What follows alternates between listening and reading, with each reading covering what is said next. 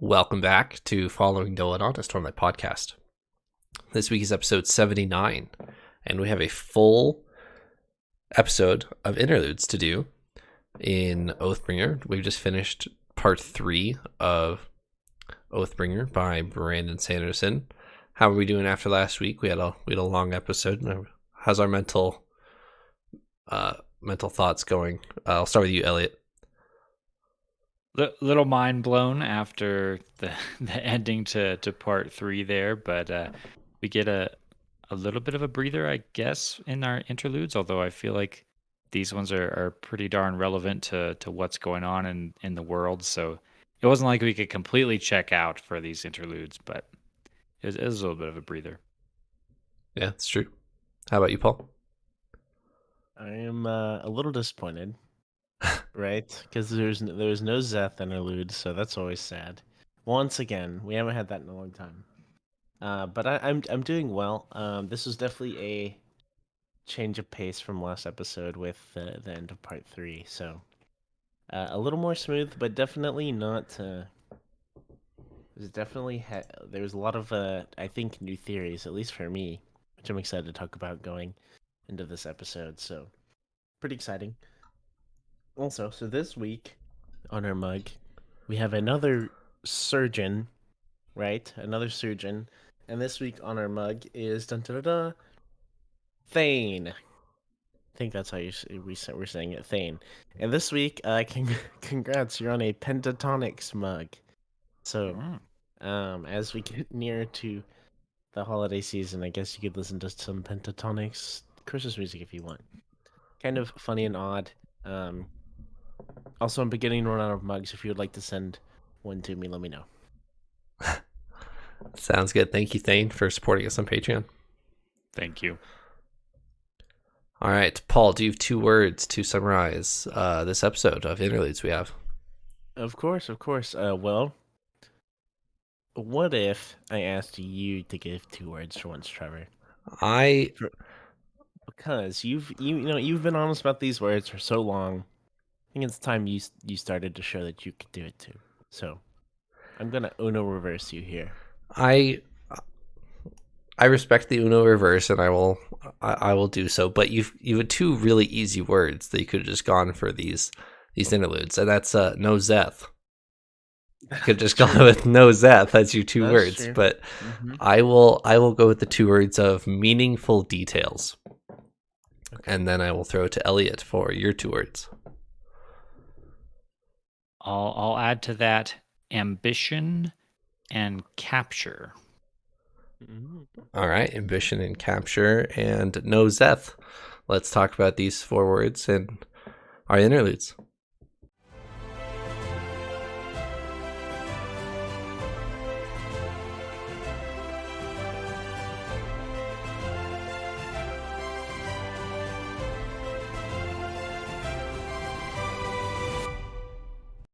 All right, I'll go ahead and start this because I never start this and I supplied some words. I'm going to talk about meaningful details in this episode, and we'll get to them. I want to get some cool reactions when I highlight the details, because I'm going to bet that neither of you picked up on them, but I will talk about them when we get there. But meaningful details, that's all I have. Elliot? My 2 are ambition and capture. For ambition is mostly for Venli. We're learning that I think a lot of the motive behind Venli's action is her ambition. She wants to make a difference. She wants to be where things are happening. She wants to be powerful. So we're starting to understand her a little bit more, which is really helpful for me. Before, we were seeing things mainly through Eshonai's kind of eyes, and it was kind of like, Venli, why would you do that? Like, that was stupid, sort of thing. Getting to see a little bit of kind of why she's doing what she's doing is helping me understand her as a character better, and it seems like ambition is part of that. Mraize seems to be off doing some rather ambitious stuff. That was actually the most interesting of the interludes for me, so I'm curious to talk about that one. And then capture, Mraize may have just captured somebody. We see a really odd interlude with someone who's been captured That was by far the most confusing one. And then I have a new crazy theory about capturing, which I'm not going to spoil just yet, but I'll drop it on you here shortly. Sounds good. I actually want to start with Interlude 8. We'll talk about our 2 interludes that aren't Venli, and then we'll come back and just talk about Venli. And then maybe we can close out the episode with your theory, Eliot. So we'll start with the interlude that you thought was the most interesting. And I don't know which one you were interested to talk about, Paul, but this one, as face value, if you don't really pay attention to this interlude, you don't get much out of it. But as soon as you start to think about, wait a minute, who's actually in this scene, you get way more out of it. So, quick summary of this interlude, just as the scene goes, we get introduced to Mem. She's a laundry lady for Maraise. And she's doing Maraise's laundry, and she's kind of musing to herself of, oh, my new laundry girl, Palm, she's really pretty. What is she doing here? She does, like, pretty girls don't come do laundry. Like, they don't last that long and like as laundry girls. Maraise walks in and says, aha, I found you. You better find a new laundry girl because she's not coming back. And that's the whole scene. So, what did you guys gather from this? I might be forcing this one, but we've talked recently. I'm on the lookout for some very specific people because we know they're out there and we know they're around, but we seem to have only seen a few. And the people I'm talking about are the heralds. Okay. And that is what jumped to mind here when I read this scene with the washer lady's assistant, whose name is Palm. She enters Maraise's room. She like freezes when she sees the paintings, the portraits of the heralds. She then attacks one of those paintings, and then she's about to just walk away when Maraise says, I know where Telenalot is, or something like that. And that freezes her in her tracks and causes her to stay. So that is just enough relating to the heralds to make me wonder if this isn't one of them. Okay. Paul?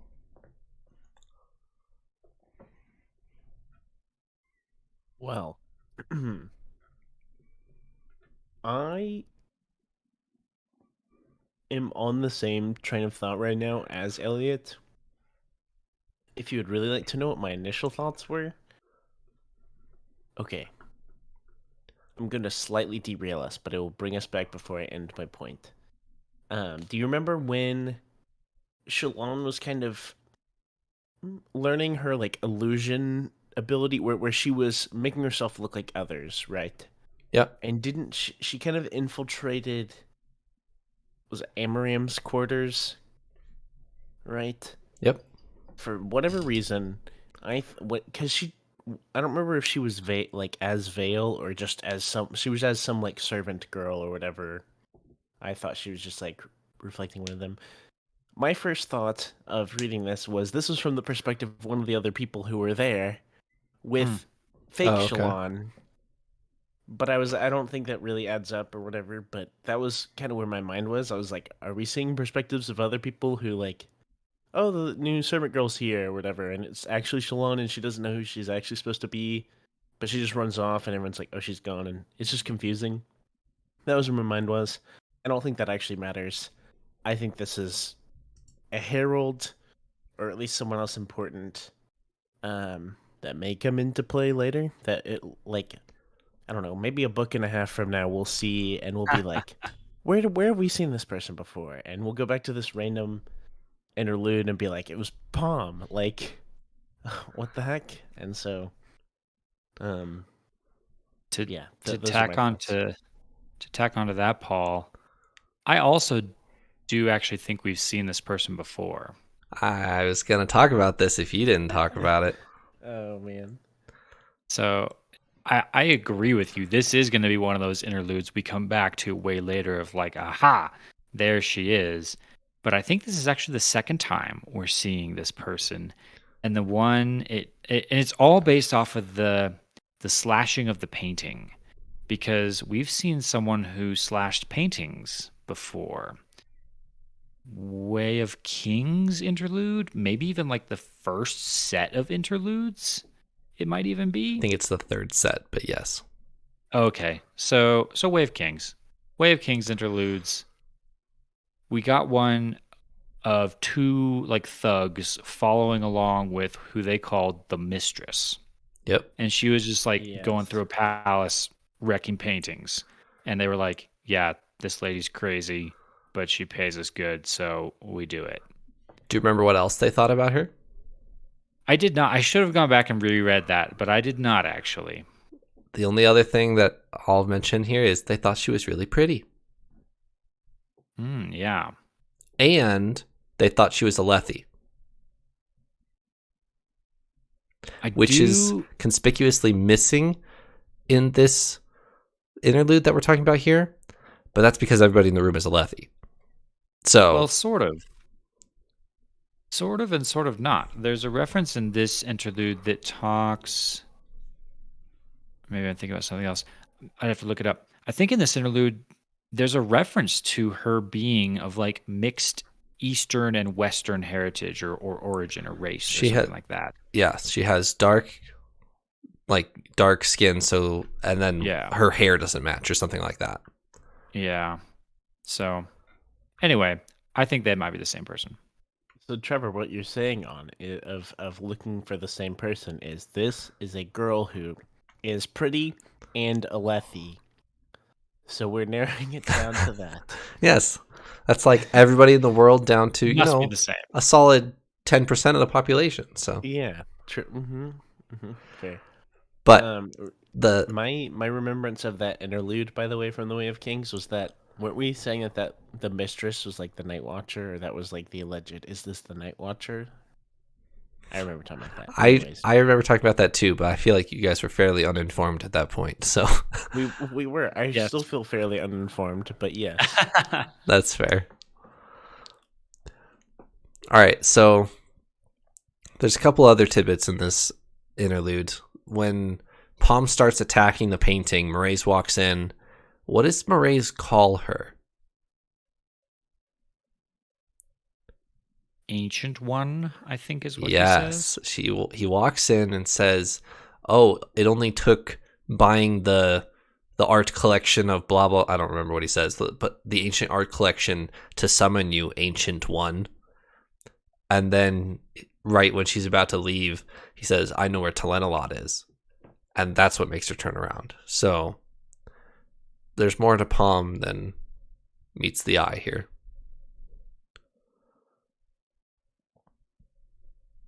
For sure.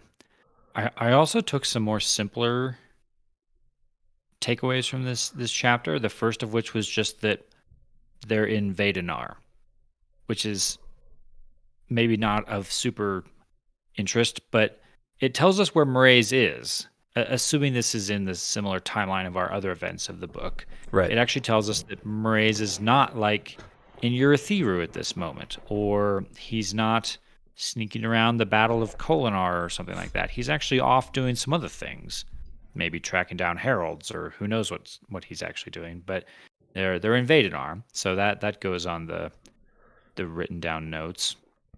And if you just kind of tying Maraise to somebody else, Maraise is using Shallan's family as leverage against Shallan. And Shallan's family is presumably in Vedenar. So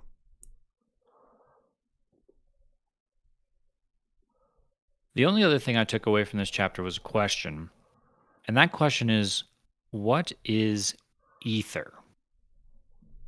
There in the way this scene opens up, the washer lady is trying to scrub a stain out of these red pants, which apparently belong to Maraise. And she's trying to clean out blood. That's not a surprise. We know what Maurice gets up to. And some sort of like oil stain. And then Maurice makes a comment like towards the end. He's like, "Oh, good. You got the ether out of my pants." What is ether? It's just some ether. Come on. Sure. I mean, traditionally in like mythology, ether is like the like fifth element, if you will, or like kind of this unknown mystical like, oh yeah, magic uses ether. I'm talking about like, ancient Greeks. That's like how they saw, or there was just a term they used for stuff that's not earth, fire, water, air. There's like also ether. So in general like terms, if you look up in the dictionary, you're going to get some kind of a description of like magical substance that's like of the celestial bodies or something weird like that. So are we dealing with some sort of a strange magical substance that's ether, or is this just simply like, I don't know, some sort of chemical that he uses to do who knows what? It might not be important, but I've learned in the past that sometimes the things that don't seem like might be important tend to later on be important. So this is going in the question book. Sounds good. Anything else? That was it on that one. Mem and Palm. All right, let's jump to Sheeler. Sheeler finds himself in the custody of a Herdazian officer, and he's being charged with a fairly serious crime. We're assuming that he's being put to death here. His options are put to death,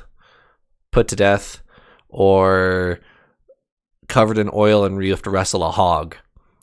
And what we realized in the last two lines of the chapter, it's not actually a hog, it's a huge beast coming out of the ocean. But they call it a hog, and that's the whole interlude.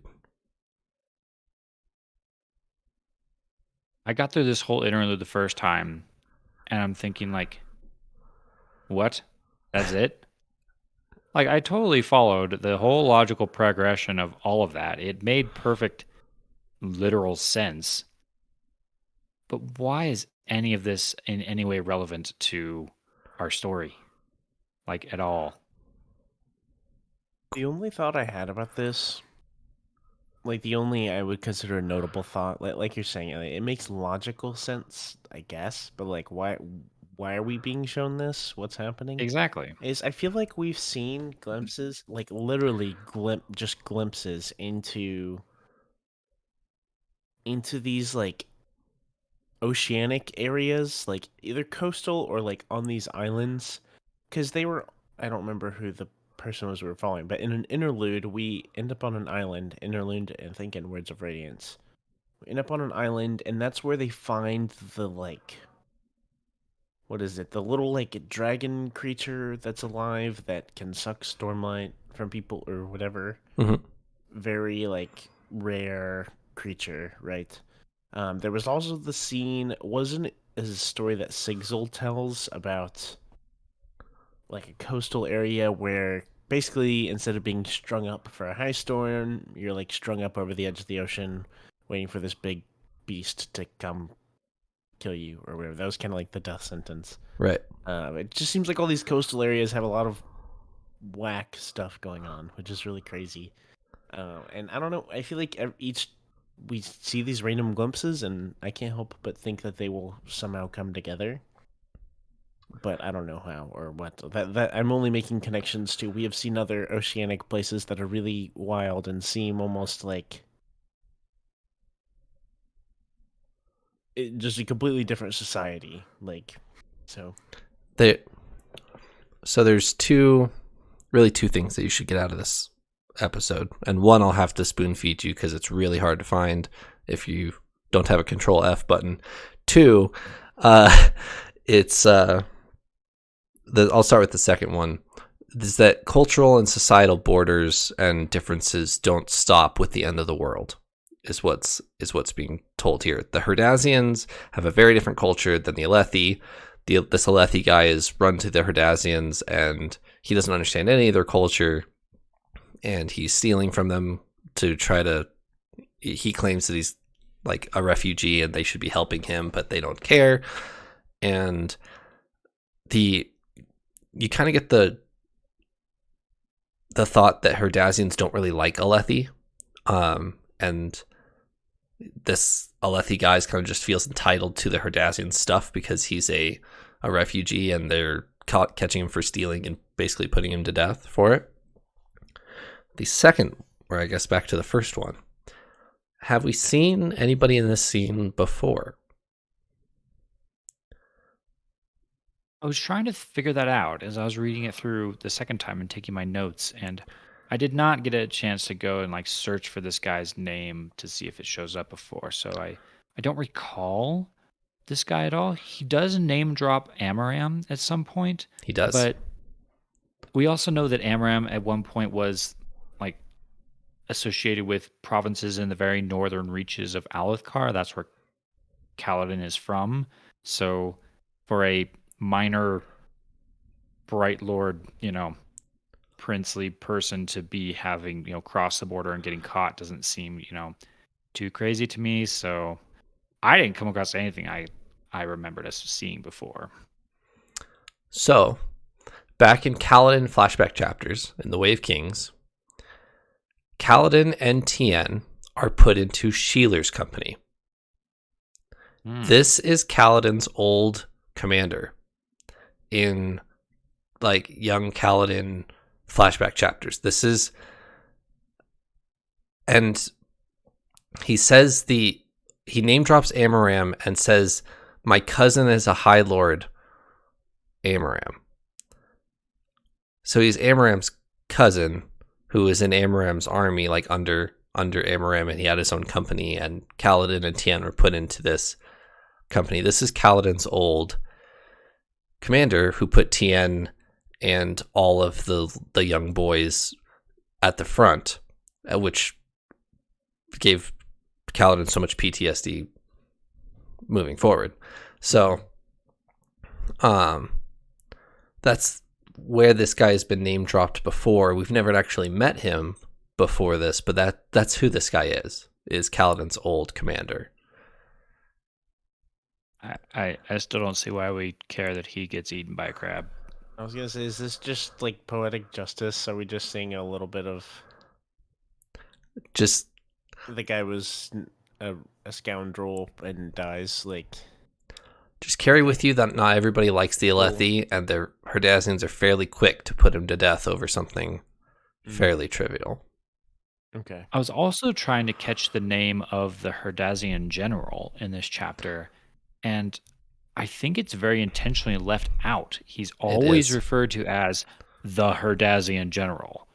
And because I figured that might be a name that I need to care about going forward, but there was no name to write down to care about going forward.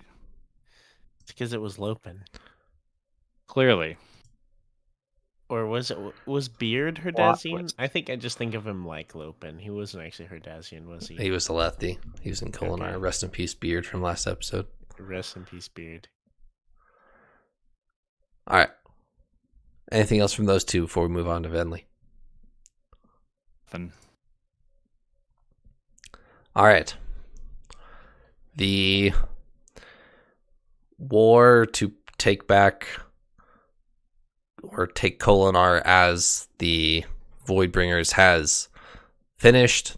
Kolinar is fallen, and Venli now has the job of touring Roshar as the prophet of the Voidbringers, basically. Odium has told her to go do a tour, a victory tour of, look what we've accomplished, go live your lives for your children, go live your lives instead of for the Alethi, go do the same work that you were doing, but instead it's for you. We freed you. This is what the listeners did. You're now singers, call yourselves that, and this is who you are. That's her task. What are you guys' thoughts on Venli here.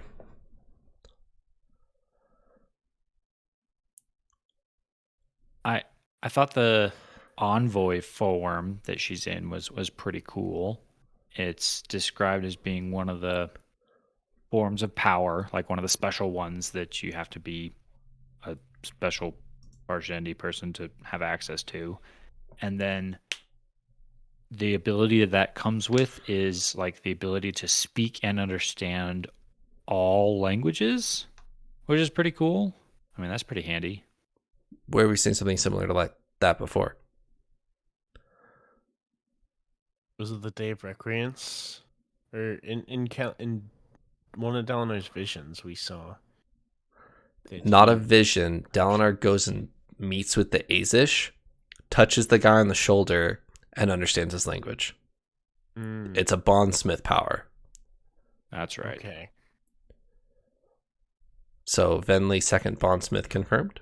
Pretty sure we can just go from A to Z right there and just be like, she's a bondsmith. Done. She's gonna become, so she's like kind of under Odium now, right? And he's like who she's bonded to. Yep. And then she's kind of that, like, fulfilling our like 1-to-1 ratio, right? So it's perfect. We solved that one. Yep. Moving on. Thank you so much. So Dalinar Venli showdown at the end of the book to save the world. Yes. Well, that's book 5, like the end of book 5, right? Yeah. Naturally. End of this book will be Kaladin Moash. End of 5th book will be Dalinar Venli. Because we still have Venli's book next book. That's true. True. I will say, so far, I have not been invested in Venli at all. You're not alone. Not many readers are invested in Venli at this point. Yeah, like I'm not like, whoa, like a Venli interlude, exciting. I was really upset there wasn't Zeth, but also I was like, I don't know. I may have almost in my head preemptively. I was like, I may have like rather seen something else than more Venli stuff right now. But I am grateful for these because I think we need a little bit of setup if we're about to have Venli's book in once we finish this. I want to get more invested, and I did through this. It did a good job. One thing that from this chapter that was most notable to me was she describes the 3, I guess, tiers or levels of the Parshendi. Or of the singers, right? There's the singers who are they could use the like normal forms. The singers, yeah. Let me break this down for you. The singers are the race of. Like, they call themselves the singers. That's what you've always assumed as the Parshmen, the Parshendi. All of the singers encompasses everybody. And then a step up from that is the Regals. And that is a singer who has bonded a spren into their gem heart. And it gives them new forms of power, which is basically what the Everstorm did, is they returned spren that they can now bond with to return their forms. With me so far? Yes. Now the third step is the fused. These are the ancient spren that when they come back, they not only bond with your gemstone, they bond with your body and take it over and kill you. Oops, sorry. That's what the listeners were afraid of back in the day, of why they didn't want their gods to return, is because the fused kill them and use their bodies as hosts. So you can have a bonded spren, which is what Venli has. She has a void spren in her gem heart, but she is not one of the fused. And in fact, she resisted one of the fused in one of our early interludes. And that's why they were. Yeah. Anyway, any questions? My crazy theory is going to play into some of this, but let's talk a little more about Venli, and then I'll come back to it. Okay. I have a question for you guys. In these Venli interludes throughout this book, how have and actually in the part 1 of Oathbringer as well, how do the void spren play into this. As far as we've learned in those last 3 books, the Knights Radiant spren kind of pick a Knights Radiant and then come into the physical realm and start talking to people. The Void spren kind of seem opposite of that, where the Everstorm kind of just returned them all and they're all kind of doing their own thing, and they're guided, like they're not bonded to anybody is what I'm trying to say. There's spren everywhere guiding all the Parshmen to Kholinar and interrogating Kaladin and stuff like that, and there's been a spren guiding Venli around the world, basically, telling her where to go and stuff like that. So they're not really bonded to anybody.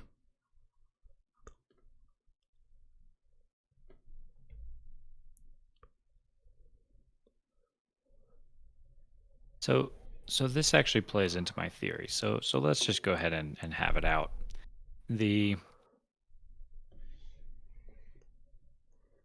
So Regal, so the Venli, right?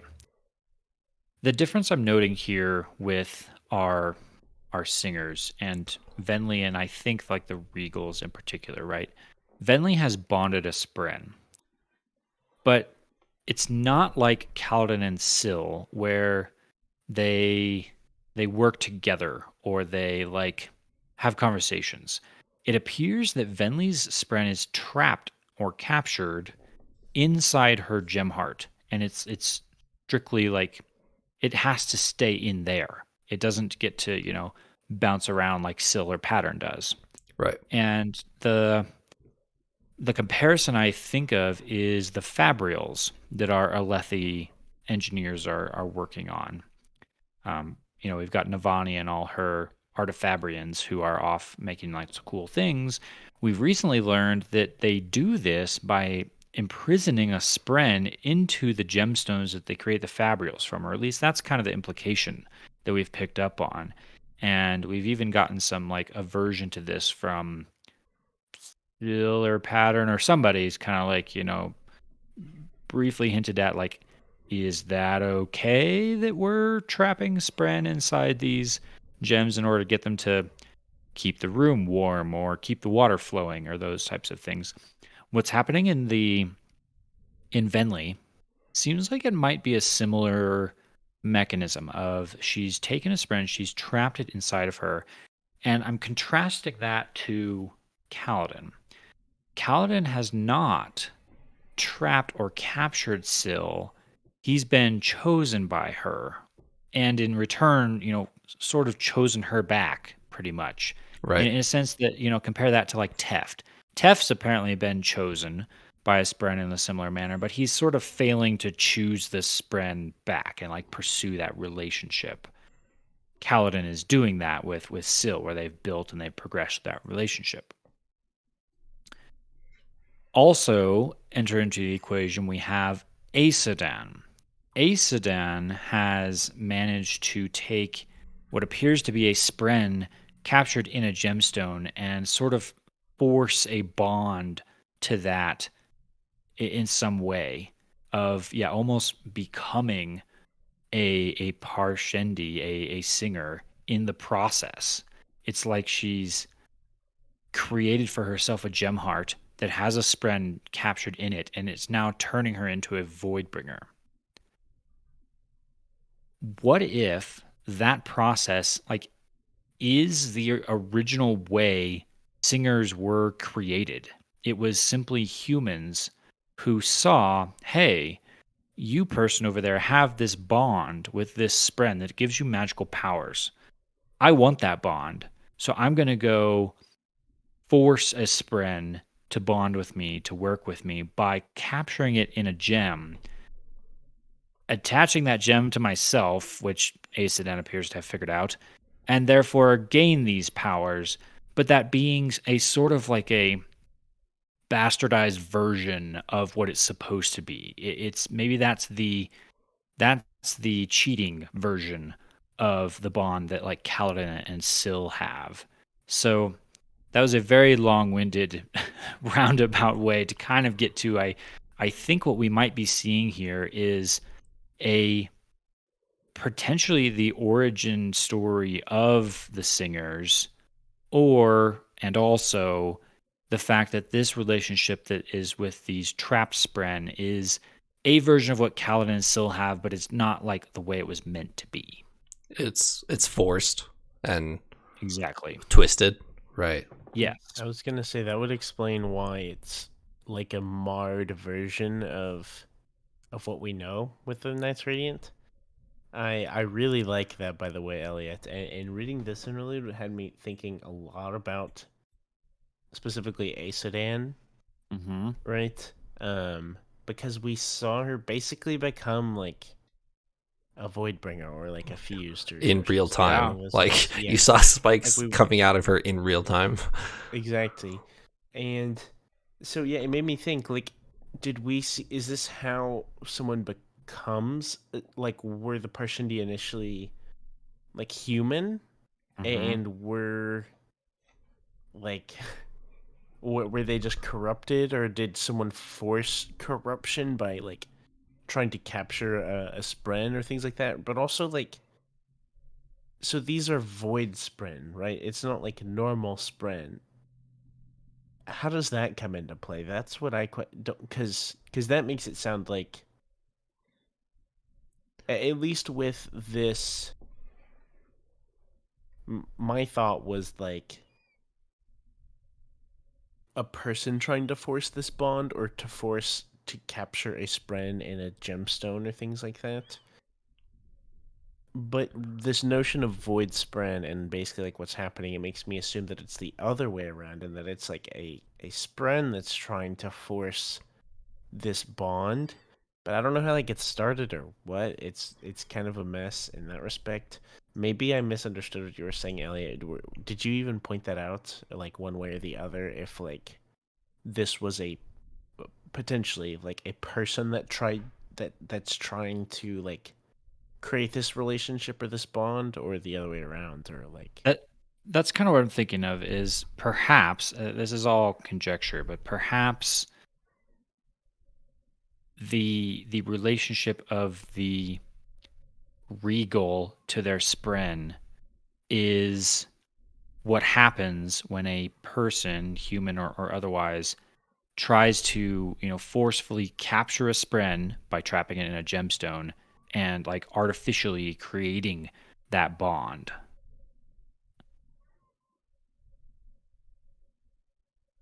It's a really good theory. I really like it. and it does, like, in my mind, it adds up to why what we see is partly like a copycat version, and partly Mm-hmm. either inferior or like, yeah, like marred or corrupted version of And our Nile bonds. right. Oh yeah, good reference to that name that we haven't heard for a really long time. I we know that like the Parshmen could, have offspring, right? So there were references to that. We've seen Parshmen children. So maybe this is something that like kind of way back in the distant future, someone did this for the first time and almost created like an offshoot race that has since then over, many years become a whole separate thing. So it's not like every Parshman was a human who tried to do this. No, they're kind of their whole, self-sufficient race at this point. But maybe this is like the origin of that and how it originally happened, and as Aesodan just proved, can still be done. That's what I was thinking. Like, they were the initial, however many Hmm. years ago, um, that this happened, and that progressed to the Parshendi as we know them as a standard like race. Hmm. So So yeah. I as of right now, I mean, I don't have another idea as to how that could have ever happened. It's just kind of assumed that they're just a race that have been around since the beginning of time, right? But we don't know if it's some kind of twisted version or what. So So I don't know if that answers or even addresses anything that you were asking about, Trevor, but that is my new crazy theory that goes in my ever growing list of crazy theories. I really like it. I don't think I don't think on my first read I would have been thinking anywhere near that. So that's pretty cool. In Interlude 11, Odium pays Venli a visit, and it's rather aggressive. He's not wasting any time here. He shows up and basically melts her face off in this vision and says, "You are mine, and there's nothing you can do about it." And that's the whole thing. Is that not what happens to you guys when you walk into your boss's office for instructions? Melt you into oblivion as I tell you what you need to do. We should have fired the other guy. That's basically what he was saying too. Well, that's what Venli says. You should have saved my sister. I'm the wrong one. Oh, okay, yeah, I had that mixed up then. But that's what I was remembering of, like, yeah, like the notion of like Eshonai's gone. That's who we needed, right? Not me. So this one was a mess, and I didn't. We're obviously seeing a very different version of Odium than we saw in Dalinar's vision, right? Because there he was just kind of. It was that one was probably more odd because like whenever we think of Odium, this is what I was expecting. Yes. Right, I was expecting someone cruel out of the gate, like abusive, right? And we saw him as just like a kind of a mellow, older gentleman, right? And so that was really weird. But did you guys pick up on the other entity that's in this interlude? There's three people here. Well, people. There's three things here. Does it show her spren? Yes, it is what I'm talking about. So Venli has a void spren in her gem heart that kind of dances to the rhythms and stuff, lets her hear the rhythms, lets her achieve forms, and celebrates with the Everstorm that comes. But then she also has another spren that kind of lives in her bag, and she doesn't let anybody see it. And he comes out, and we haven't heard it say a word or anything like that.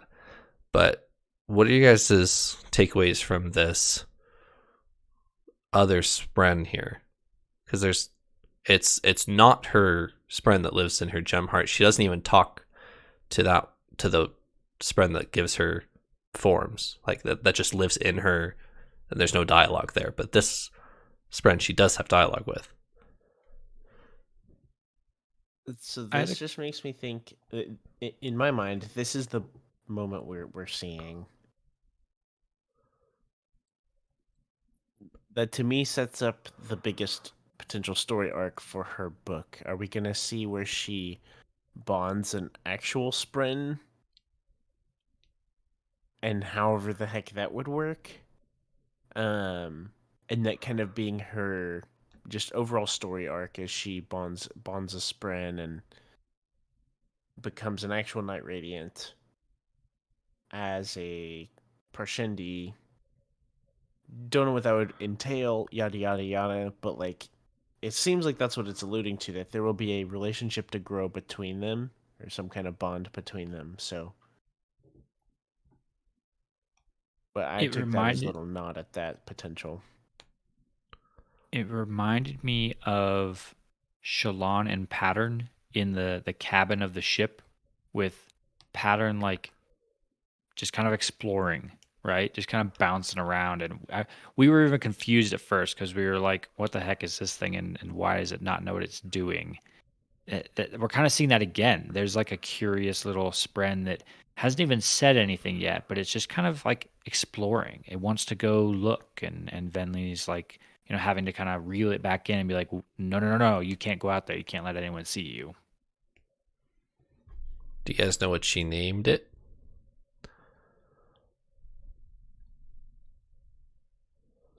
I don't remember. I don't either. She named it Timber. Oh yeah, that sounds Ti familiar. Timbre, with the R's before the E, so it's like Mm, Timbre. So, Timbre. but in the audiobook, they just call it Timber. Timbre. So I do wonder, and if I'm remembering correctly, this spren actually came from Eshonai, right? It We had that was, scene where That's they where she found, came across it. yep, yeah, they found Eshonai's body down in the bottom of the chasms, and that's where Venli like first encountered this spren. It seemed to almost like come out of Venli, or no, out of Eshonai, and started following Venli around like from that moment. right, So it's almost as if like this spren is trying to bond with her, but like maybe it can't quite. Like it's almost like maybe it has to like dislodge the void spren that's in her already or something like that to like take the place and bond there instead. So maybe that would be the pivotal moment, Paul, where she starts like the journey of becoming a knight radiant if this spren is to like somehow compete with the void spren that's already inside her and like maybe win over, and that starts her journey or something like that.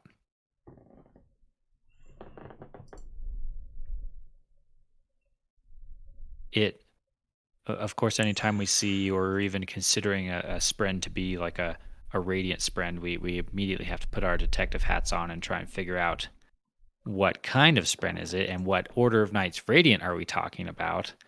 And I'm a little confused by this one, because if we follow this train of thought of like, ooh, is this a radiant spren? Is this an attempt to, bond Venli and make her become a Knights Radiant? Like, what kind of spren is this? It doesn't seem to be an honor spren. It doesn't seem to be a cryptic. It doesn't seem to be anything we've seen before. And we were just recently kind of going down that list of like what we know and what we've seen, and we've seen quite a few now, but this seems to be a little bit of like another one. So I don't even have a guess as to what, order this might be. It seems like something we haven't seen before. Did we have a physical description much of this one? What do we have to go off of? It's like a glowing orb that like emits little like explosions or pulses when it's doing its thing, and it does so like to the rhythms that Venli's familiar with. Okay.